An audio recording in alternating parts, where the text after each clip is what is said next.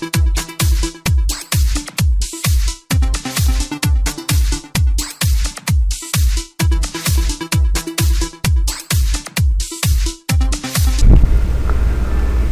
বন্ধুরা, আজকে আমি আপনাদেরকে সেন্টেন্স কারেকশন অথবা ফিল ইন দ্য ব্ল্যাঙ্ক অথবা অ্যাপ্রোপ্রিয়েট ওয়ার্ড শেখাবো। তো আসলে সেন্টেন্সের সঠিক রুলগুলো মনে রাখতে পারলেই আমরা কয়েকটাই হয়ে যাবে আমাদের। তো যাই হোক, চলুন দেখা যাক।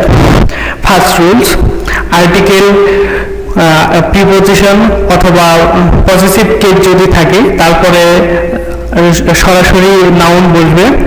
যেমন এক্সাম্পল স্বরূপ দেখা যায় এ একটা আর্টিকেল, যার পর ব্ল্যাঙ্ক থাকলে ডিসাইড ব্র্যাকেটের ডিসাইড হ্যাজ চেঞ্জড। ডিসাইড যেহেতু একটা ভার্ব, ডিসাইড সিদ্ধান্ত নেওয়া বা সিদ্ধান্ত গ্রহণ করা, ডিসাইডের নাউন ডিসিশন।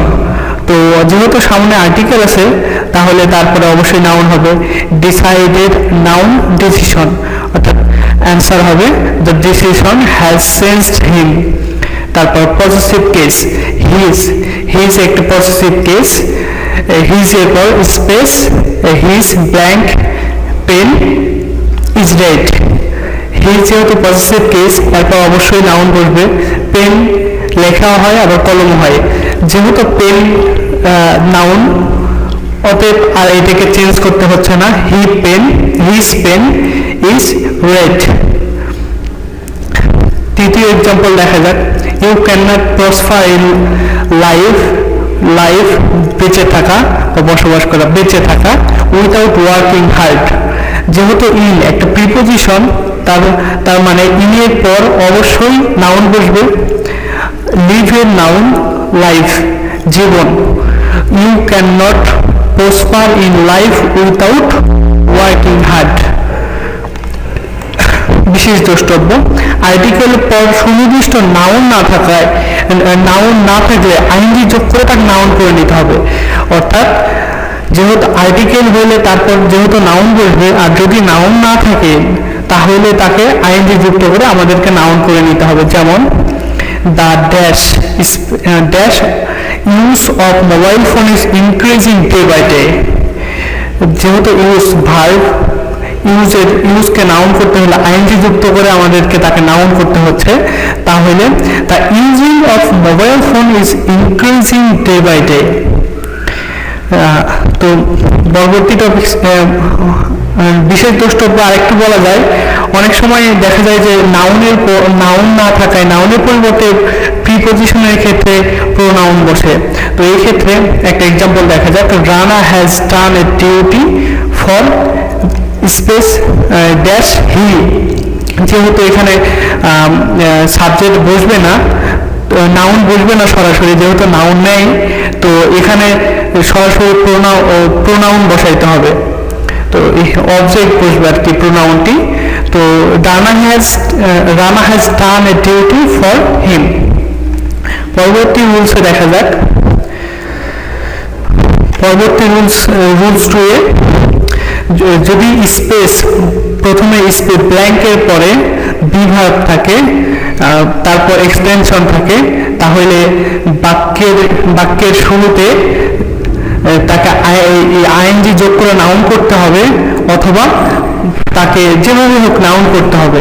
তো দেখা যাক example, honest is the best policy. যেহেতু অনেস্ট নাউন না, তার মানে অনেস্ট অ্যাডজেক্টিভকে আমরা নাউন করব।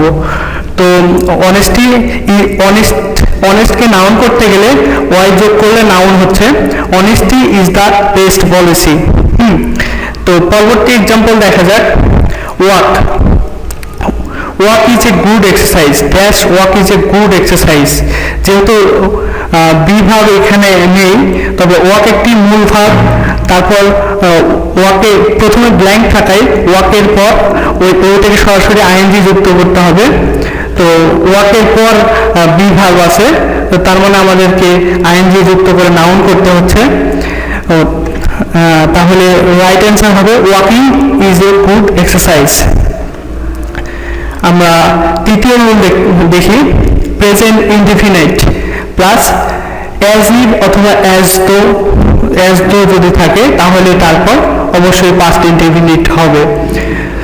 তো এক্সাম্পল দেখে নেই, হি টক্স, সে কথা বলে, অ্যাজ ইফ, যেন, he dash no all the things, যেহেতু প্রথমটি প্রেজেন্ট ইনডেফিনিট টেন্স, তাহলে তারপর অ্যাজ ইফ অথবা অ্যাজ দো আছে, অ্যাজ ইফ আছে, তার মানে তারপর অবশ্যই পাস্ট ইনডেফিনিট হবে। তাহলে হি নো এর past tense new, he knew all the things.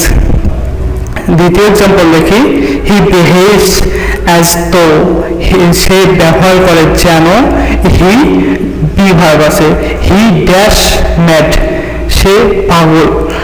হি যেহেতু বি ভার্ব, আরেকটা কথা বলে নেই, বি ভার্ব, বি যদি ভার্ব ব্র্যাকেটে থাকে তাহলে সব সময় আমরা ওয়ার ব্যবহার করব, সব সময়।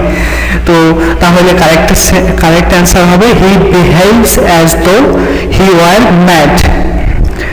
আমরা তৃতীয় রুল দেখি, চতুর্থ রুলটা দেখে নেই। পাস্ট, যদি প্রথমে পাস্ট ইনডিফিনিট টেন্স হয় এবং তারপর যদি অ্যাজ ইফ অথবা অ্যাজ ডো থাকে, তাহলে তার পরের ক্লোজটি হবে পাস্ট পারফেক্ট টেন্স। তো এক্সাম্পল দেখে নেই, হি টকড, সে কথা বলেছিল, অ্যাজ দো হি ড্যাশ দেয়ার, যেহেতু প্রথমটি পাস্ট ইনডিফিনিট টেন্স, তার মানে অ্যাজ দো বা অ্যাজ ইফ এর পরের অংশটি হবে অবশ্যই পাস্ট পারফেক্ট টেন্সে। তাহলে পাস্ট পারফেক্ট টেন্সের স্ট্রাকচার অনুযায়ী হ্যাড ভার্বের 3 নম্বর ফর্ম। তাহলে correct answer he talked as though he had gone দেয়ার। আমরা পঞ্চম রুলসটি দেখে নেই, আইদার অর অথবা নাইদার নর যদি থাকে, তাহলে এটি প্রথম সাবজেক্ট অনুযায়ী ভার্ব হবে আর টেন্স অনুযায়ী ভার্ব হবে। তবে ফলো করবে প্রথম সাবজেক্টটি যেটা হবে সেই অনুযায়ী তার ভার্বটা বসবে। আমরা এক্সাম্পলটা দেখে নেই, either I or my parents dash it recently, যেহেতু রিসেন্টলি আছে তার মানে প্রেজেন্ট পারফেক্ট টেন্স। তো প্রেজেন্ট পারফেক্ট টেন্সের রুলস অনুযায়ী হ্যাভ অথবা হ্যাজ হবে, কিন্তু যেহেতু প্রথম সাবজেক্টটি আই আছে তার মানে প্রথম সাবজেক্ট অনুযায়ী ভার্ব হবে, অর্থাৎ আই হ্যাভ। দ্বিতীয় রুলসটা দেখে নেই, neither Farida nor his friends dash go there regularly, যেহেতু রেগুলারলি আছে তাহলে অবশ্যই প্রেজেন্ট ইনডিফিনিট টেন্স হবে।